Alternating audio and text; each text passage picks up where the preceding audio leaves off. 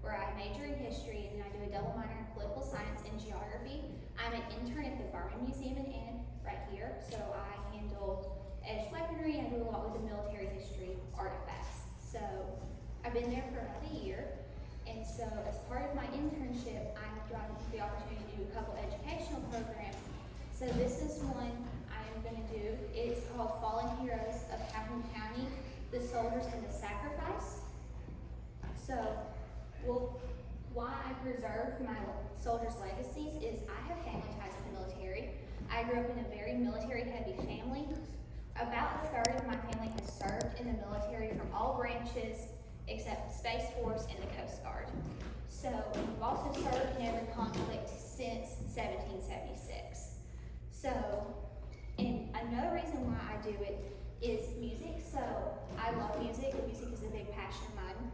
And I listen to a lot of patriotic American country songs like Toby Keith, Courtesy of the Red, White, and Blue, and other songs. And then I also listen to Army cadences. It gets me motivated for my day to get my stuff done. So a certain artist I really like, his name is Jonathan Michael Fleming. He is in the U.S. Army, and he records cadences to preserve them throughout the legacy and time. And he, at Veterans Day, was listening to his commanding officer give a speech, and he wrote a cadence that pretty much called him to write his cadences to preserve soldiers' legacies. It is called Fallen Soldiers, and it is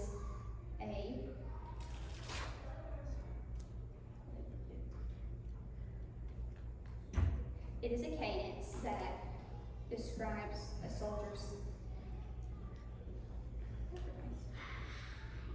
that is not wanting to cooperate with me. I wrote this song called Fallen Soldiers and Hate.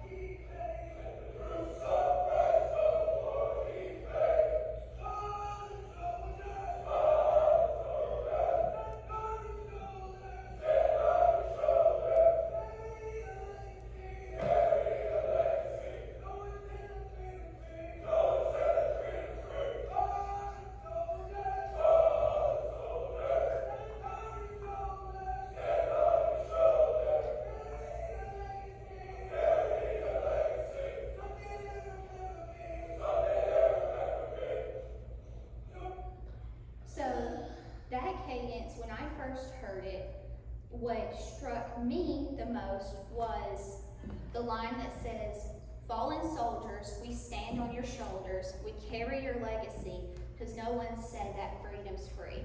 When I heard that line, I was like, we do carry on their legacy and their stories to tell. So that is what really inspired me to do what I do with military history and preserving the legacy of soldiers. Because no matter how much a soldier has done for this country or how little, each story deserves to be told and preserved. So with my presentation, I will talk about a fallen hero from World War I, World War II, Korea, and then the Vietnam War. And then at the end, I'll talk about one soldier who survived the war and was a war hero. So let us begin. World War I, this is Corporal Oliver Hopkins. He was born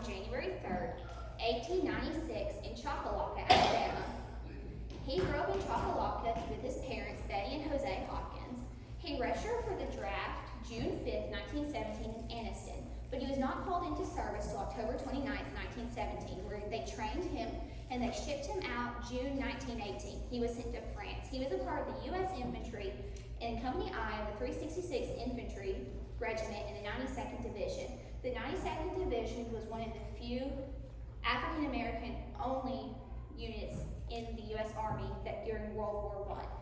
He fought in one battle. He was in the Battle of the St. Denis sector, which is in France. He was injured in that battle and then died August 30th, 1918 during the midst of the battle.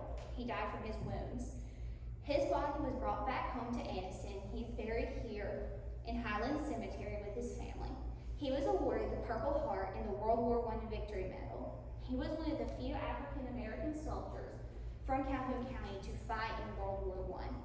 Something about his family is his mother, Betty, went back to France in 1929 on a War Mothers pilgrimage. A bunch of mothers went over to France to see where their sons and their husbands had been killed or injured in battle. And she went over there and saw where her son was killed in France.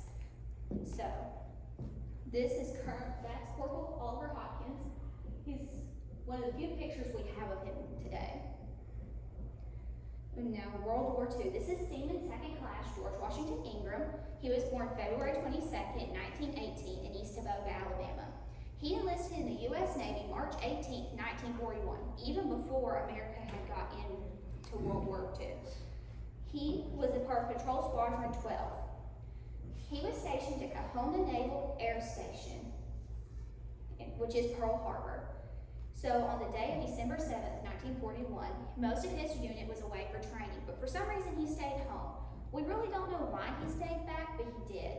But then the Japanese attacked, and he, with utter disregard for his own safety, was one of the first men to rush to defend the naval base from the Japanese attackers. He was killed at Pearl Harbor at the air base. He is the first Calhoun County man killed in World War II. He was first buried at Pearl Harbor, but they later exhumed his body and moved him back home to East Tavoga, where he's buried with family. He was commended by Admiral Nimitz, who was the Commander-in-Chief of the Asiatic Pacific Fleet, for his heroism. He was awarded the Combat Action Ribbon, the Navy Good Conduct Medal, the American Campaign Medal, the Navy Presidential Unit Citation, the Asiatic Pacific Campaign Medal, the Navy Expeditionary Medal, and also the Purple Heart and the World War II Victory Medal.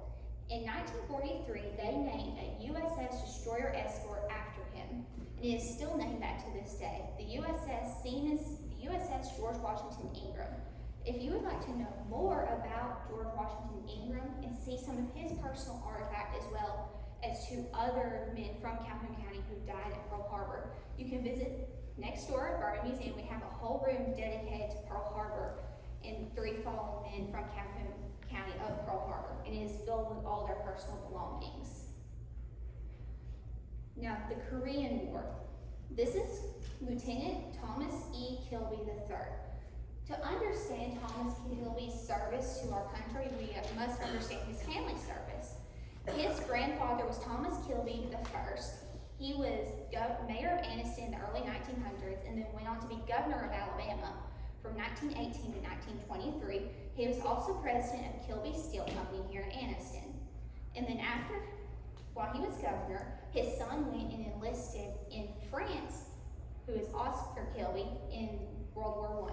He couldn't wait for America to get in the war quick enough, so he went to France and enlisted in France. So he rose to the rank of second lieutenant in the French army. He's with the 25th Artillery Division. After that, when he was discharged from the French army, they awarded him the second highest French military honor. He came back home and became president of the Family Steel Company. That's when he had Thomas E. Kilby III. He was born in Anniston in August 29, 1925. He went to Princeton University, where he graduated from there and came back home. He enlisted in the U.S. Army at Fort McClellan in 1945. He was a part of the 5th Cavalry Regiment, the 1st Cavalry Division. He was the Chief Field Communications Officer. He was a part of one of the first groups to deploy into Korea during the Korean War. He fought in the battles of Pohang, Pyongyang, and he was captured at the Battle of the Yalu River. So, where Pyongyang and Pohangor, that's the coast of Korea. He fought his way all the way up to the Baliao River. Is pretty much the border between Korea and China.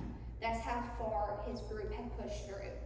He was captured on November 28th, 1950. He was kept as a prisoner of war until August 31st, 1951, where he was executed as a prisoner of war on a mass execution date. We know it is a mass execution date because a former ROTC cadet from Jacksonville State University was also executed on the same day as a prisoner of war. So, he handled all the communications for the units, and pretty much how they were captured is his unit was pulling back and the other unit was providing cover fire and causing them to be overrun by the Koreans and captured. He is buried here in Anniston with his family, and he was awarded the Prisoner of War Medal, the Purple Heart, the Combat Infantry Badge, the Korean Service Medal, the National Defense Service Medal, the Republic of Korea Presidential Citation, Republic of Korea Service Medal, the United Nations Service Medal, the Army Presidential Unit Citation, and the Army Good Conduct Medal. And he is buried in Anniston with his family. He was 26 when he died. This is a picture of him. He was very big. If you would like to know more about him and his family, the Byron Museum has his father's World War I French uniform on display and a panel about his family and their service. Then the Vietnam War. This is Captain Richard Charles Miller. He was born November 8, 1942 in Jacksonville, Alabama. He went to school at Jacksonville State University where he was in the ROTC. He was a cadet. When he graduated, he was class of 1969, and he was immediately shipped off to the Vietnam War. He was in the 101st Airborne with the 1st Battalion in the 502nd Infantry Division, Company D. He was the infantry unit commander. He was very young to be an infantry unit commander. He fought in the Battle of Laos in the Washoe Valley, but he died September 3rd, 1969 in South Vietnam in a non-combat helicopter crash.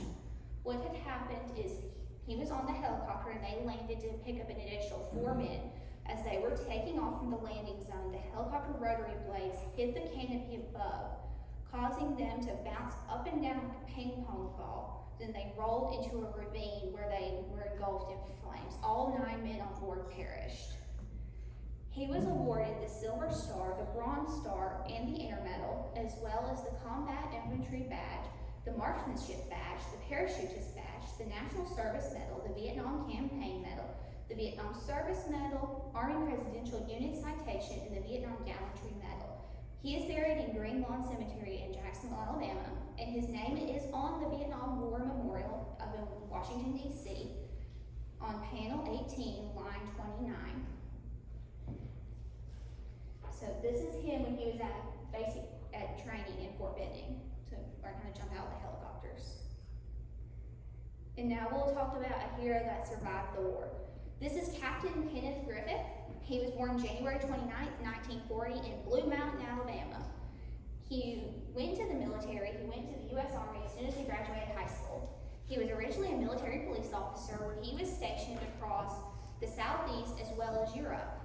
But as a young enlisted man, he landed him a spot in officer training school. So he took it and he swapped to flying helicopters. So he was attached to the 25th Infantry Division and was sent to Vietnam. He was stationed in Saigon where he flew missions. He flew over, he was awarded the Air Medal 7 times, and to be awarded it once, you had to fly over a dozen missions. So he flew over 80 combat missions as a helicopter pilot. He was involved in a 7-hour-long combat helicopter battle once, and then he lost his leg due to a helicopter crash. And what happened is he was carrying a load of wounded soldiers back to base camp. As he was flying his helicopter, the Viet Cong opened fire, causing him to be hit, and he had to successfully crash land the helicopter back at base camp without the help of his co-pilot, which he did before he passed out due to his own injuries. All of the men on board survived. He lost his leg, but they sent him back home here to Anniston, and when he gained his prosthetic leg, he said, "Take me back, Army, I want to keep fighting for y'all." They said, "Nope, you'll never fly again." He said, "Ha, watch me." And he went on to fly fixed-wing aircraft and helicopters throughout his civilian life. As a young retired captain from the military, he ran for public office here in Anniston. He lost both times he ran, but it was close margins. And they always asked him, "Why did you never ask for a recount of votes?" He said, "That's not how a gentleman and an officer behaves." He held himself to the utmost of highest of standards. And he also graduated from Jacksonville State University with a master's degree, or an undergraduate degree and 2 master's degrees. And then after he ran for office, he retired from public life and coached his girls in softball, tennis, rode horses. He didn't let anything slow him down. But he was also awarded for his bravery in the service of the Vietnam War. He was awarded the Silver Star, the Distinguished Flying Cross with an oak leaf cluster, and was recommended for the Medal of Honor, as well as having won the Air Medal 7 times, 2 Purple Hearts, an Army Aviator Badge, a National Defense Service Medal, the Vietnam Campaign Medal with 3 stars, and the Vietnam Service Medal, a Good Conduct Medal with 2 loops, and the National Defense Medal. He is one of the most decorated heroes from Calhoun County. And after living a peaceful, happy life, he died peacefully July 5th, 2019.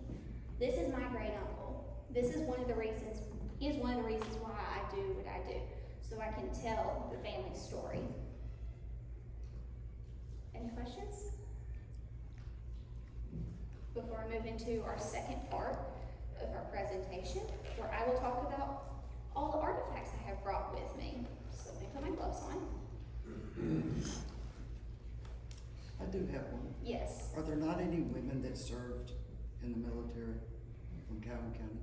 there are, but my presentation focused on men who gave their lives. So fallen heroes, I was focusing on fallen heroes. But there are women from this area that did serve. Thank you. So we'll start, I have this sectioned off by war, so we'll start in World War I, and we'll work our way up. So to start, I have a World War I, this is a Colt pistol. This was carried by the founder and first editor-in-chief of the Anniston Star with him when he went into World War I as a captain. So this is his personal pistol that he took with him. It's really cool, but it's as clean as it is for being over 100 years old. Then I have, this is a doughboy helmet. This is the helmet they would have worn in World War I to fight. Does anybody know why they called them doughboys?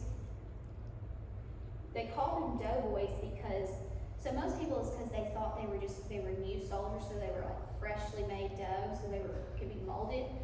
No, they were called them doughboys because we were fighting Pancho Villa and the Spanish-American War. So they were traveling down south in the southwest through Mexico where they have all that adobe dust. And it's white, so we'd get over their green uniforms, so they called them adobe boys. But when they went to France, because they had just freshly finished their Pancho Villa, Spanish-American War, they still had that dust on them, so they called them adobe turned to doughboys, so they called them doughboys. So this is the helmet they wore in World War I. It's not a very efficient helmet. It's like a little saucer dish that goes on your head.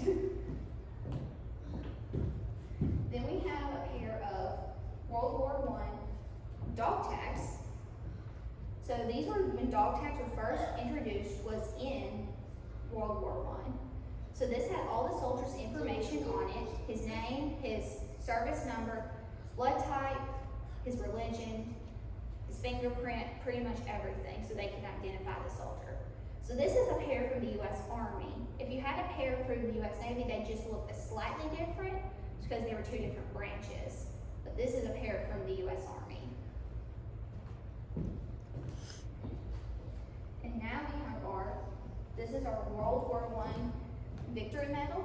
So if you participated in World War I and you were from America, you will receive one of these medals. It has all the some of the major battles on it, and then on the back it has all the countries that were on the Allied side. So this is like your thank you for serving in the military. Now we will move into World War II. So to start, I have a World War II Victory Medal. So pretty much the same deal as the World War I, but it says the United States of America on the back of it, and it says freedom from fear and want, freedom of speech and religion. So this is their victory medal they received. I also have a Purple Heart. So fun fact about Purple Hearts, the Purple Hearts they give out today to the military are leftovers from World War II. Because they went to mass production of World Purple Hearts because we thought we were going to invade Japan. So we thought we were going to lose so many men that they mass produced them. But we ended up not invading Japan, just ended up bombing it. So they have so many extra Purple Hearts that the ones they give out today are from World War II. So if you receive a Purple Heart today, you're receiving almost a 100-year-old Purple Heart. And the reason it has George Washington's face on it is because when we were a new country still fighting Britain, you couldn't really pay the soldiers because we didn't have any money, and he wanted to give them something for their service. So there was like, hey, why don't we just give them a medal? So they made the Purple Heart up. So thanks for fighting for the country, but here's your medal. That's all we got for you. And then we have this is hefty. This is our M1 Garand. So they used the M1 Garand from World War II through almost to the Vietnam War. It was the go-to rifle. And on the top of it, we have an M7 grenade launcher. So they could shoot it and shoot grenades off of it. It's really heavy, but it's really cool. So, I guess that's nice. Then we have a miniature Distinguished Flying Service Cross medal. So this is like they would have worn this one on their super fancy uniform when they didn't wear their giant medals. They had miniature versions they would wear. So this is a miniature version of the Distinguished Flying Service Cross that was awarded. So Captain Griffith, he was awarded this twice. So it's really pretty though. And then I have this is a naval beret. So the hat the U.S. Navy would have worn during World War II. So Seaman Second Class Ingram Washington would have worn one of these. It says U.S. Navy on it. It's like a ribbon. Some of them, if they're in really good condition, will still have the ship they served on. So we have one next door, the museum, that says USS Georgia, because they were on the USS Georgia. This one just says USS Navy. Now we'll move into the Korea War. So I have a bar. This is what the Korean service medal, like their victory medal was, but it's just the bar. We don't have the full medal, but this is what they would have worn on their uniform, was this. Then I have a helmet. So the helmet they used in the Korean War was the same helmet they used in World War II, because the Korean War was pretty much a continuation of World War II. So this would belong to Sergeant Turner. He got shot in the head. It's pretty solid. It's better than what they had in World War I. You covered your head a little better, but this is really cool, especially with the bullet hole in it. This guy actually got shot at. And then we have this is our Mark IV bayonet. This is the bayonet that was used from World War II all throughout the Vietnam War. I can't unsnap it and pull it out due to oxidization on the metals because it was not properly taken care of before we were donated to us, but they carried this bayonet. So it was used as a bayonet and a knife. And this one actually belonged, it says Mark 8 on it, but this was a soldier would carry this probably on his hip about like this, on his little belt. He could have whipped it out, cut his food with it, fought with it. They were very useful. Now we will move into the Vietnam War. But first, I need to go back to World War I slightly. So this is a Gold Star War Mother's pin. So if your son would have died in the war, you would have been awarded this pin and you could have wore it to church or funeral services, or it's just a way of the government saying we're sorry for your loss. You became a Gold Star family. They still do have Gold Star families to this day. I don't know if they give them pins still to this day, but this was something they gave back then. So like Corporal Hawkins, his mother would have received one of these. And now I have a Bronze Star from the Vietnam War. This was awarded to Captain Hull. He is from, I think he is from Anniston. He's from the area, but he was a helicopter pilot during the Vietnam War. So this is his Bronze Star he received. He received 2 Bronze Stars because it has the oak leaf cluster on it. Oak leaf cluster is signifying he was awarded more than one time. Then I have a Vietnam Service Victory Medal, or Vietnam Service Medal. They've moved away from calling them victory medals after World War II. They just call them service medals after that. So if you served in the Vietnam War, you were awarded one of these. It's got a jungle on it with a dragon, and it says Republic of the Vietnam Service. It's a really cool medal, and it has a crossbow with a torch on the back of it. But it says United States of America. Then I have a pair of flight goggles. These were worn by Captain Hull when he was in Vietnam. So helicopter pilots would have worn these to keep the dust, sun, and wind out of their eyes. 1974 is what it says on it. So it tells you how to use them. So these are cool. So like if you were jumping out of helicopters or you're flying helicopters, you would have worn these to protect your eyes. And then I have, this is an original flight helmet from the Vietnam War. This was Captain Hull's. So it's the original mic, cord hookup, lining, visor. The visor doesn't come down anymore, unfortunately, due to age. And it has his name on the back of it. He's Lieutenant Colonel Hull. And it's his number. This is one of my favorite pieces because it looks like they just finished using it the other day. Such is in such good condition. And then lastly, I have a air medal. So this is an air medal. This was also Captain Hull's. He was awarded it 6 times. So that's the air medal. It's got an eagle on it with a bunch of lightning bolts. It's pretty cool. So